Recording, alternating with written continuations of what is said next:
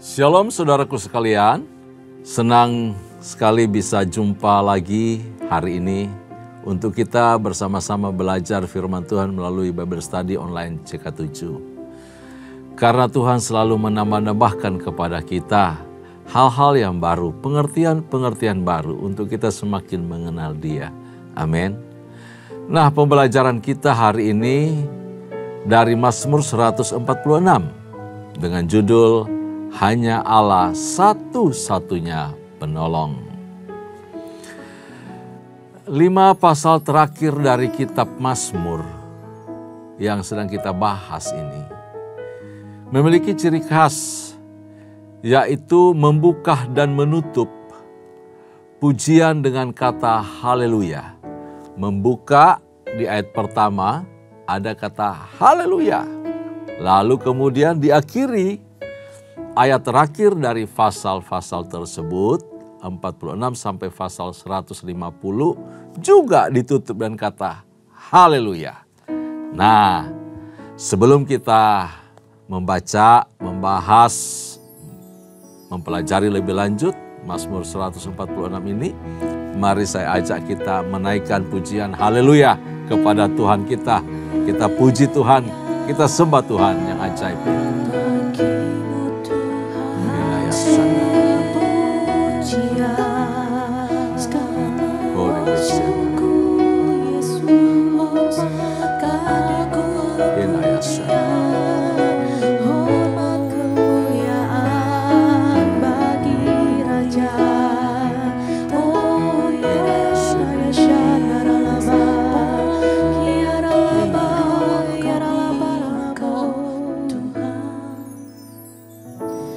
Ya Tuhanku, aku hendak bernyanyi bagimu selama aku hidup. Ya Allahku, aku hendak bermazmur bagimu selagi ku ada.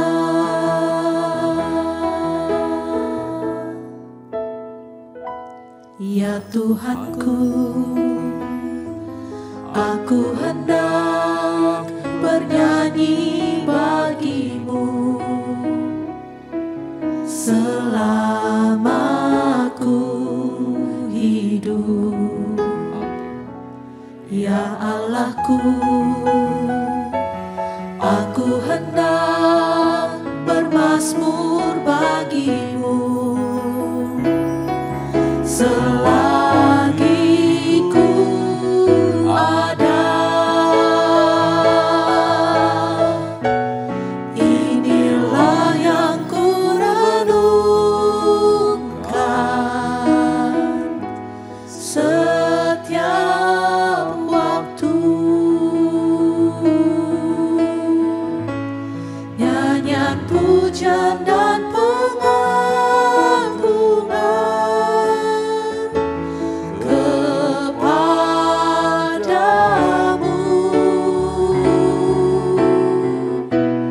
Biarlah manis kau dengar, Tuhan, manis kau dengar, Tuhan, dan hatiku bersuka karenamu.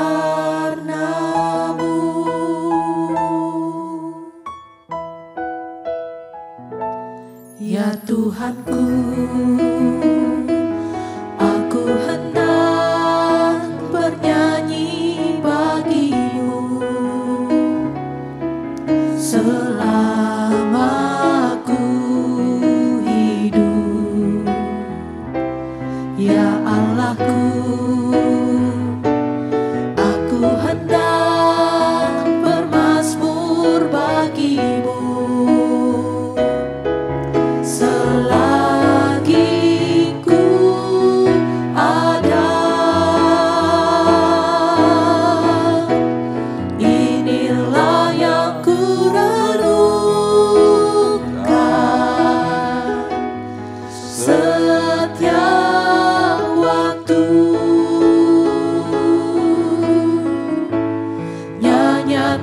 pujian dan pengagungan kepadamu.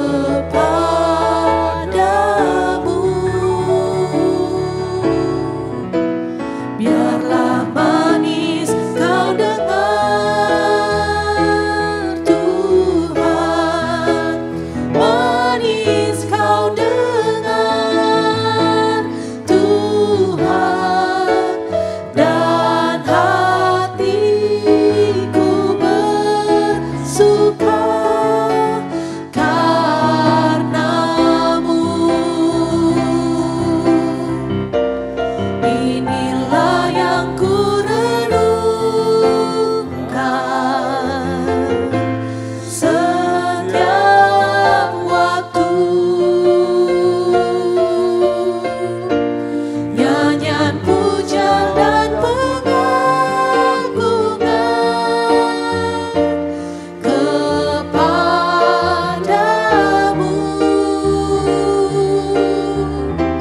Biarlah manis kau dengar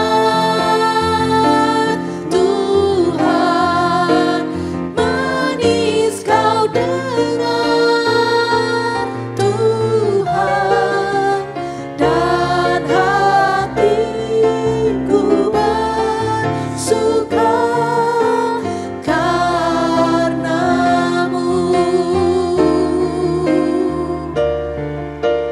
Dan hatiku bersuka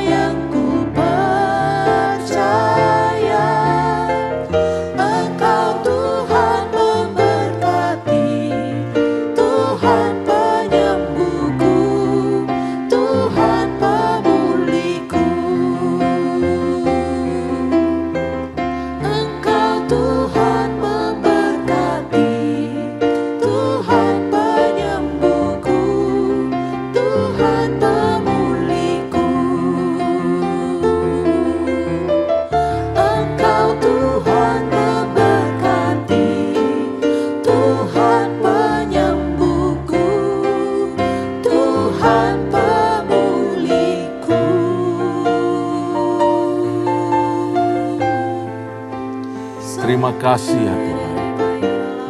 Terima kasih ya Bapa.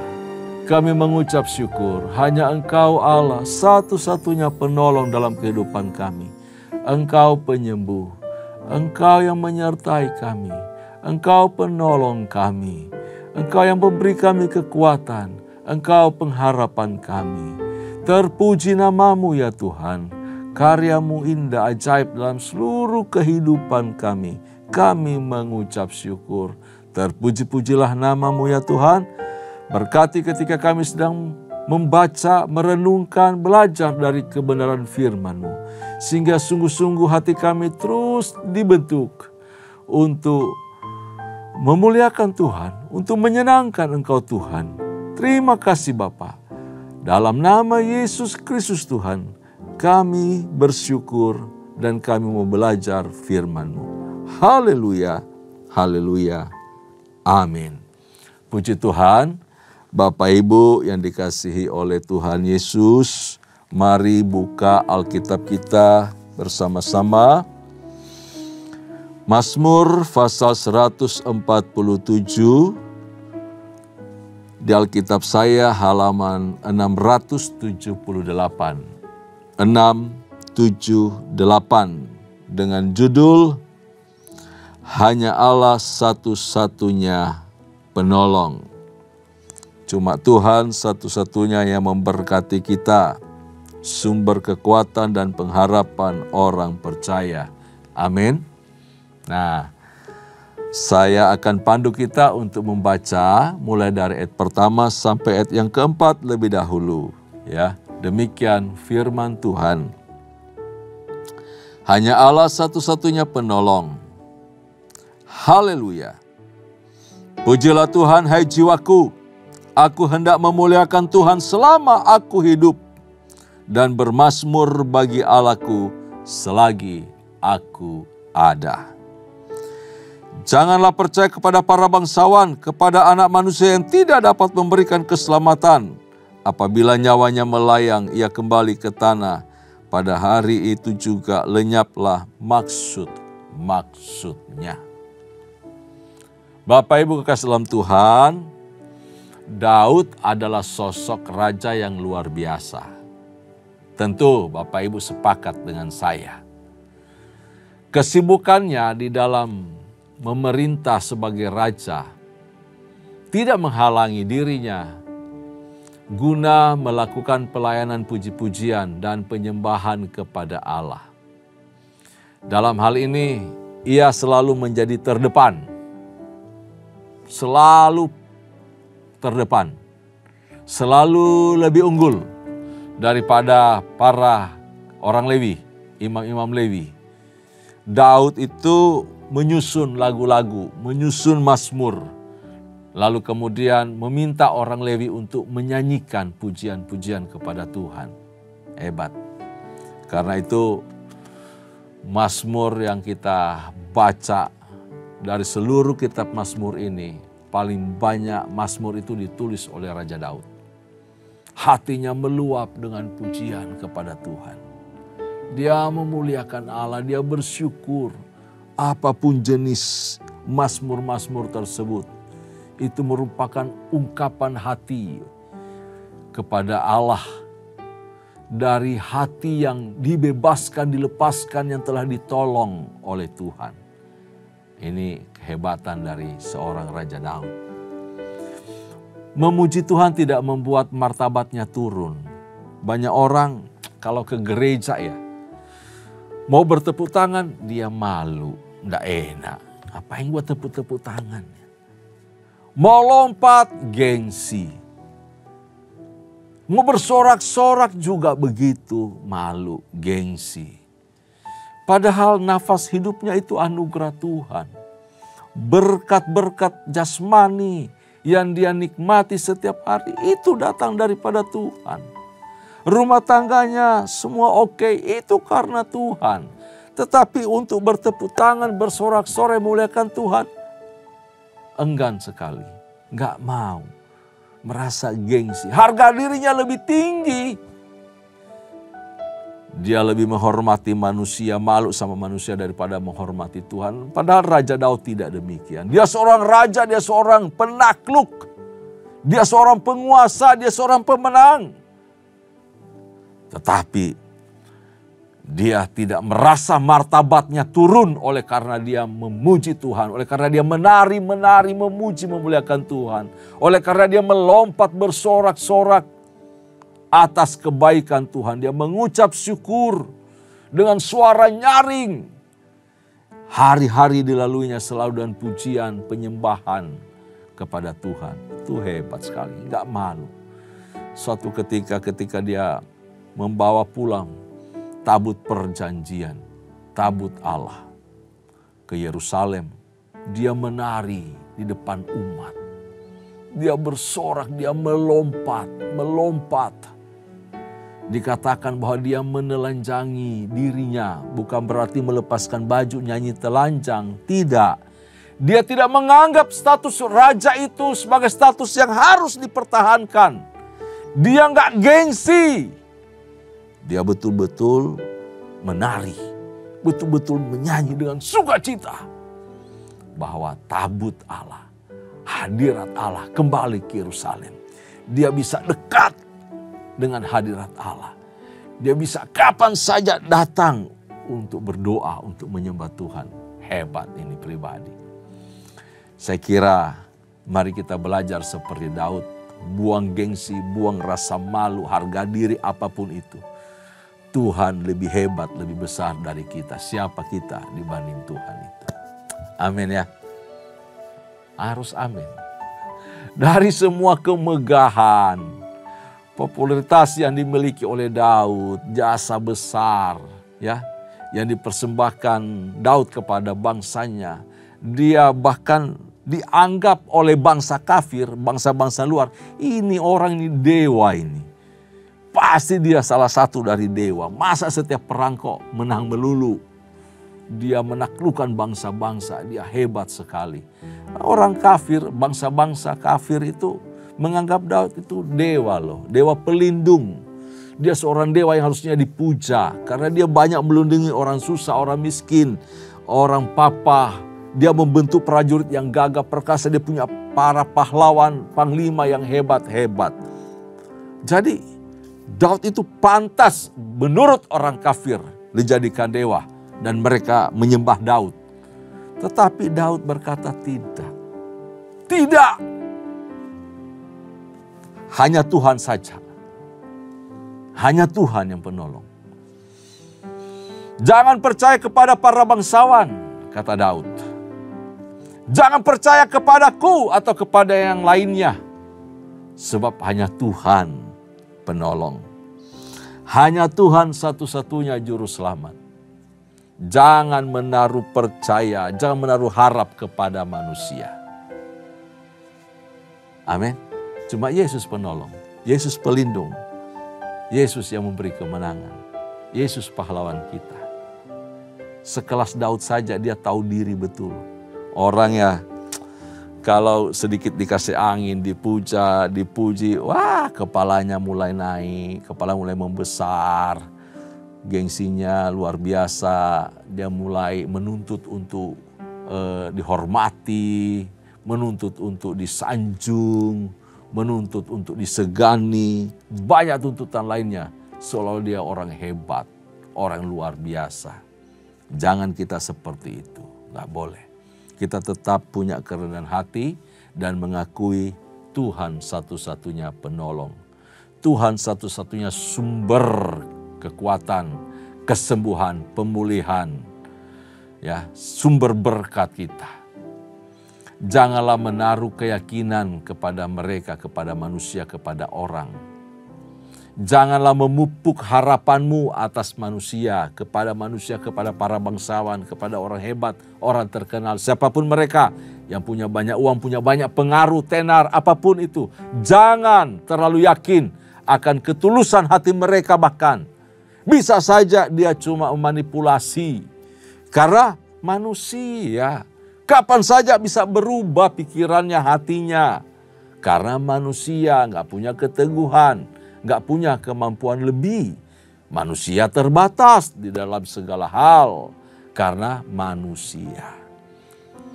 Jangan terlalu yakin akan pikiran mereka, bahkan nalar mereka, buah pikir mereka, ide mereka. Jangan terlalu yakin, ya. Jangan terlalu teguh menaruh keyakinan kepada mereka. Jangan. Juga termasuk kesetiaan mereka. Karena apa? Manusia selalu terbatas. Hari ini bisa dia baik, hari ini boleh dikata setia, tapi belum tentu besok atau lusa. Karena itu kata setia seharusnya itu sepadan dengan akhir perjalanan hidup. Setia sampai akhirnya. Mengukur seseorang setia itu harus sampai di ujungnya. Nggak bisa di pertengahan, nggak bisa. Ya, harus sampai di ujungnya. Iring Yesus, setia iring Yesus. Sampai kapan? Sampai akhir hidup kita. Amin. Sama seperti Yesus yang setia, yang taat kepada Bapa sampai tugasnya selesai. Sampai masa penugasannya berakhir dan disempurnakan luar biasa. Ya. Jadi kita harus melaksanakan seperti itu. Jangan menaruh harap kepada manusia.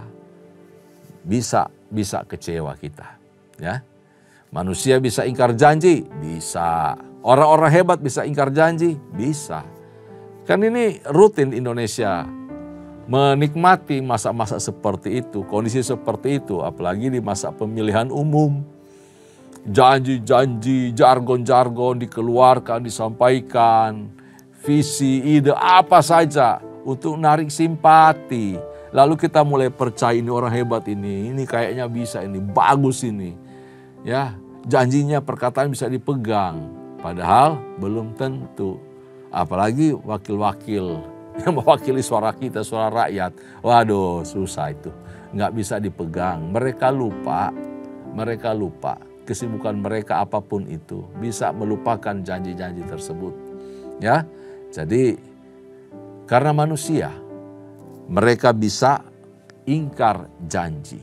Mereka bisa melupakan, melanggar janji-janji mereka. Mereka manusia biasa, penuh kelemahan. Karena itu Daud sadar betul akan dirinya. Dan dia tidak mau dipuja-dipuji. Dia tidak mau disorak-sorakin. Dia tidak mau dianggap jadi dewa, jadi penolong. Dia tahu cuma Tuhan penolong. Walaupun saya menolong banyak orang, itu karena perbuatan Tuhan. Memang tugas orang-orang hebat seperti Daud ya tujuannya membebaskan, menolong rakyat, menolong umat. Supaya apa? Tetap terlindung, terjaga. Dia memanifestasikan karya Allah. Allah yang telah menjaga, melindungi dia. Dia juga punya tanggung jawab yang sama kepada umatnya. Kepada bangsa Israel. Ya.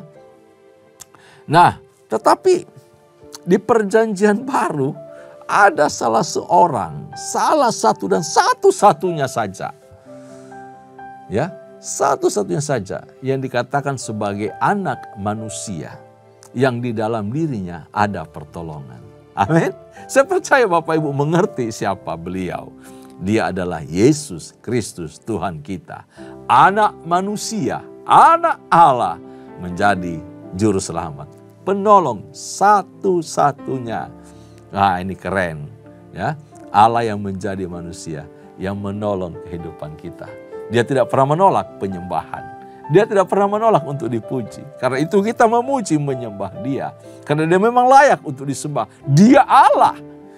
Dia bukan manusia yang dijadikan Tuhan. Dia Tuhan, dia Allah yang menjadi manusia. Sama seperti kita. Tinggal dan diam di antara kita.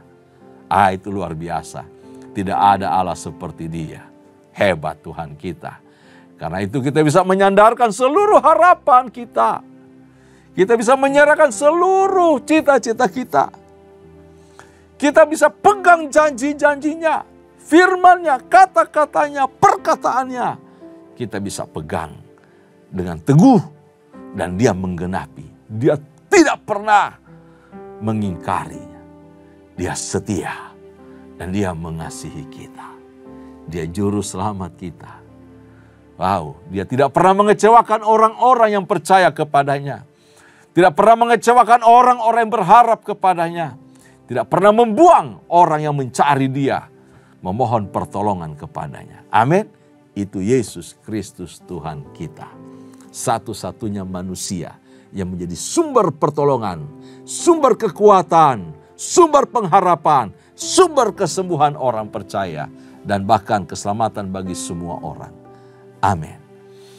Ayat selanjutnya, ayat 5 sampai ayat yang ke-10, kita akan bacakan bagian ini.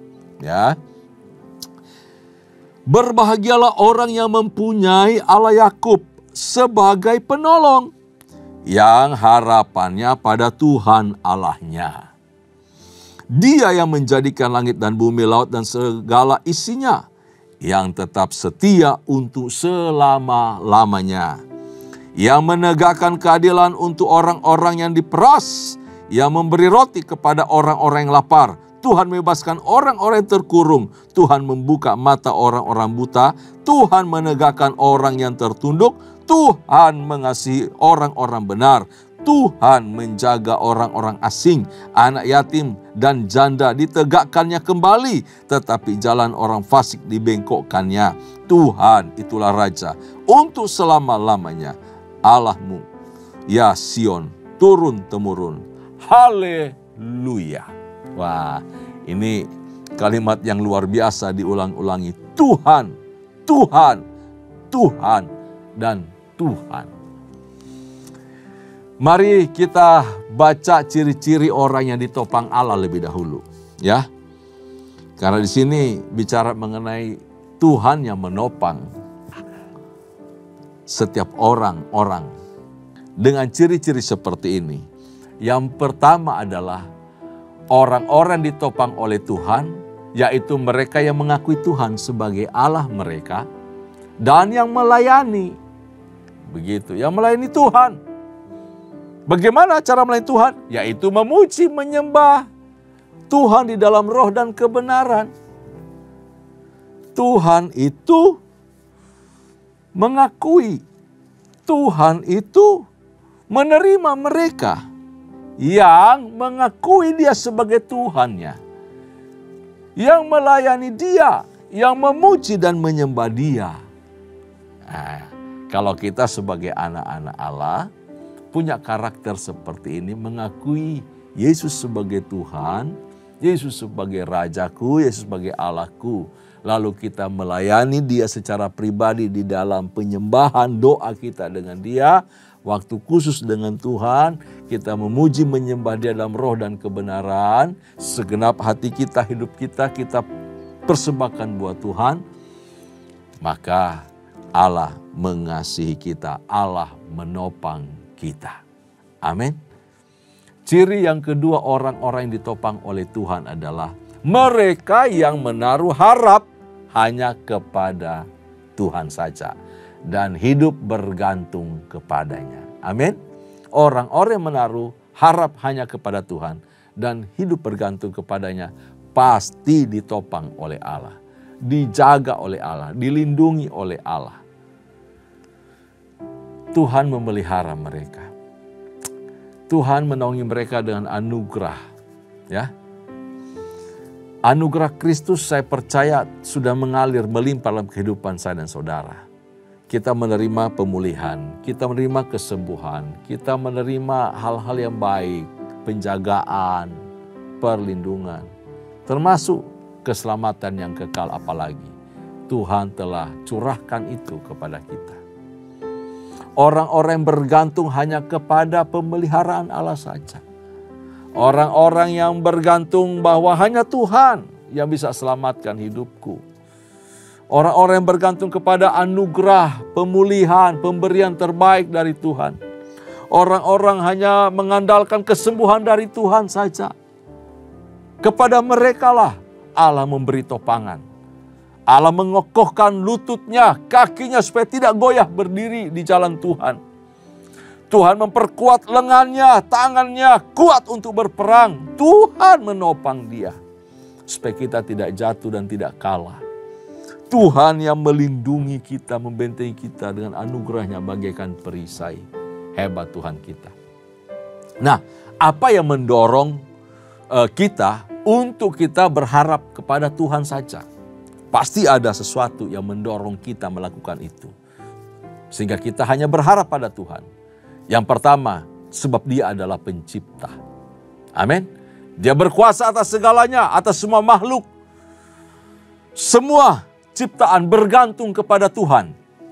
Karena itu pantas, layak kita berharap hanya pada Tuhan. Apa yang ada di sekitar kita, manusia siapapun, kekayaan jasmani, kekayaan yang lainnya, ya, benda-bendawi, semua terbatas. Uang banyak, ya, nggak bisa jadi harapan, sementara saja dia. Kesehatan kita juga demikian. Yang kedua, yang mendorong kita untuk berharap kepada Tuhan adalah karena Dia Allah yang setia. Amin. Firman-Nya ya dan amin. Yesus itu Tuhan yang adalah ya dan amin. Ia saksi yang setia. Ia pencipta. Dia awal dan akhir. Lalu apalagi yang menjadi alasan kenapa kita berharap hanya kepada Tuhan saja? Bahwa Dia pelindung bagi orang yang tertindas. Dia hakim yang adil dikatakan. Yang keempat atau yang berikutnya, Ia memberi dengan murah hati bagi orang-orang yang membutuhkan. Membagi roti kepada yang lapar. Memuaskan dahaga orang yang haus. Bukankah Yesus adalah roti dan air kehidupan? Amin. Siapa makan, siapa minum, beroleh hidup yang kekal. Itu Yesus Tuhan kita. Yang kelima, bahwa Dia adalah pembebas bagi mereka yang terbelenggu. Dia memulihkan, Dia melepaskan kita. Belenggu apa yang sedang kita miliki? Yang membelenggu kita saat ini? Dosa, keterikatan terhadap perilaku buruk, apapun itu. Kecemasan, ketakutan, kekhawatiran membelenggu kita. Datang kepada Tuhan. Bersandar kepada Dia. Dia pasti bebaskan kita dari semua belenggu-belenggu hidup. Yang keenam, Dia mencelikan mata yang buta. Dia sumber kesembuhan. Untuk itu kita bisa bersandar kepada Dia. Kita bisa berharap kepada Dia. Buta secara jasmani, buta secara rohani. Apalagi Tuhan memulihkan, menyembuhkan. Ketidakmampuan kita mengerti kebenaran, Tuhan celikan. Tuhan perkenalkan dirinya. Asal kita mau baca firman. Nah, proses belajar di Bible Study ini salah satu cara bagaimana Allah membuka mata rohani kita. Mencelikan mata rohani kita. Untuk melihat kekayaan-kekayaan yang luar biasa dari firman Allah ini. Yang sudah diberikan kepada kita. Harta yang berharga dari Tuhan. Firman yang hidup. Amin. Berikutnya.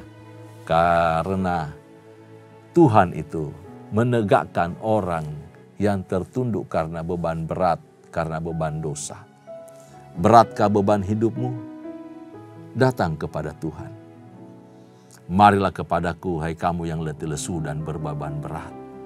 Aku akan memberikan kelegaan kepadamu, kata Yesus. Datang kepadanya. Itu alasan mengapa kita bisa berharap hanya kepada Tuhan saja. Dia yang peduli kita. Karena Dia memancarkan kebaikan kepada orang benar. Dan peduli kepada orang-orang asing, orang sengsara. Tapi Dia juga menentang orang fasik. Orang yang kurang ajar, orang yang menyusahkan banyak orang kerjaannya. Dan Dia juga memiliki kerajaan yang kekal yang tidak pernah tergoyahkan. Kita punya Allah yang teguh. Karena itu janjinya ya dan amin. Dia selalu setia dan Dia memperhatikan kita. Dia bisa kita andalkan. Amin. Apa saja keluhan kita, apa saja yang kita doakan, kita minta, Allah mendengar dan janjinya pasti Ia genapi. Buat saya dan saudara, buat kita orang-orang yang mengasihi Dia. Apa saja keluhanmu, apa saja doamu, apa saja harapanmu, datang kepada Tuhan. Dia bisa diandalkan. Dia mendengar dan dia menjawab seruan hatimu. Tundukkan kepala, kita mengucap syukur. Terima kasih untuk kebenaran firman-Mu bagi kami pada hari ini. Dari Mazmur 144 kami belajar bahwa hanya Allah satu-satunya penolong. Manusia nggak bisa diandalkan, harta kekayaan tidak bisa diandalkan, apapun di muka bumi tidak bisa diandalkan. Hanya Engkau satu-satunya pribadi penolong kami. Yesus Kristus Tuhan saja.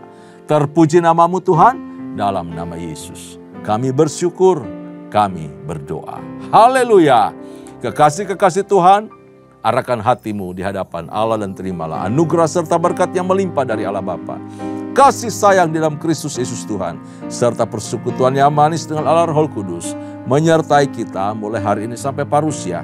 Tuhan datang pada kali yang kedua, bahkan sampai selama-lamanya. Setiap kita yang percaya, sama-sama katakan, amin. Tuhan Yesus memberkati kita semua. Shalom.